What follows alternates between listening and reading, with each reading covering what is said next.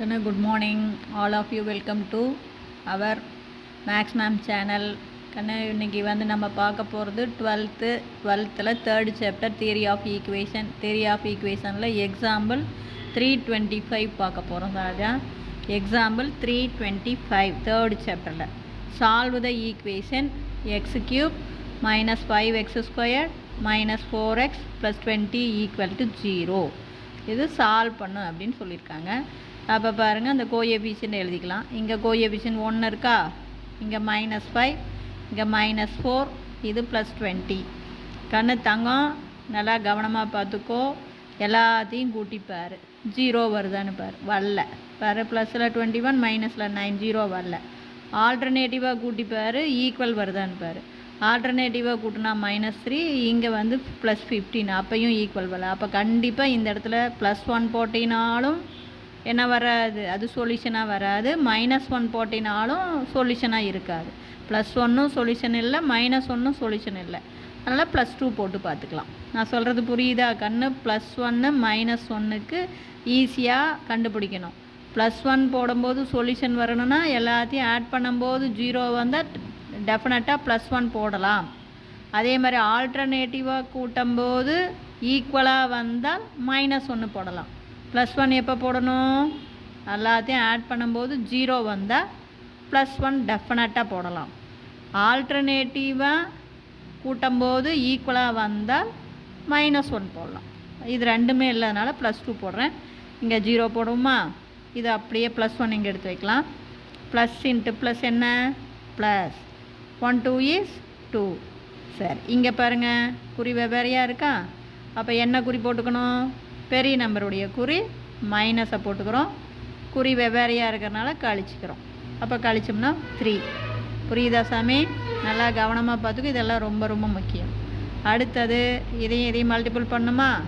Plus into minus, -3 2s 6. இப்போ பாருங்கள், இப்போ என்ன சிம்பிள் போடணும்? பெரிய நம்பருடைய சிம்பிள் மைனஸ்.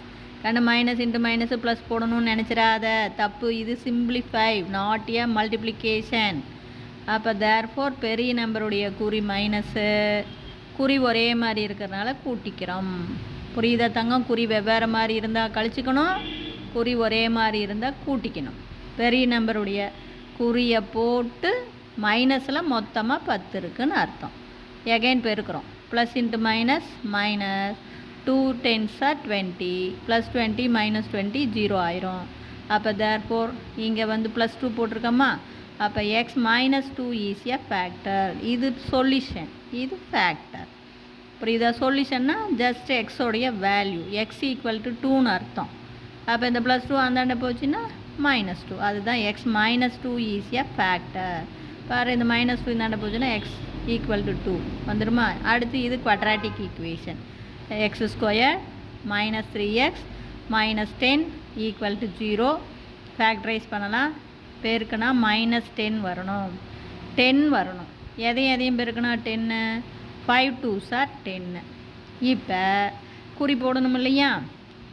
இங்கே மைனஸ் இருக்கா? அப்போ கண்டிப்பாக மைனஸ்னால் ஒரு நம்பருக்கு ப்ளஸ்ஸை போடணும், இன்னொரு நம்பருக்கு மைனஸை போடணும். அப்போ தானே ப்ளஸ் இன்ட்டு மைனஸ்னு வரும். அப்போ எதுக்கு மைனஸ் போடுறது, எதுக்கு ப்ளஸ் போடுறது அப்படின்னு இங்கே வா. எக்ஸோடைய கோஎஃபிஷியன்ட்டப்பா, எக்ஸோடைய கோஎஃபிஷியன்ட் 3, அதனுடைய சிம்பிள் மைனஸ். அப்போ இந்த மைனஸை தூக்கி பெரிய நம்பருக்கு போடணும், ஆப்போசிட் நம்பருக்கு ப்ளஸ்ஸை போடணும். நான் சொல்கிறது புரியுதா? இன்னொரு நம்பருக்கு அப்போ 5க்கு மைனஸ் வந்துடும், 2க்கு ப்ளஸ் வரும். இப்போ வெரிஃபை பண்ணிப்பார். Plus into minus, 5 2s 10. இதே சிம்பிளிஃபை பண்ணிப்பார். பெரிய நம்பருடைய குறி மைனஸ், 5ல் 2 போச்சுன்னா 3. சரியாக வந்துருச்சா? அப்போ நம்ம போடுறது சரி. அப்போ இதுக்கு ஒரு எக்ஸு, இதுக்கு ஒரு எக்ஸு.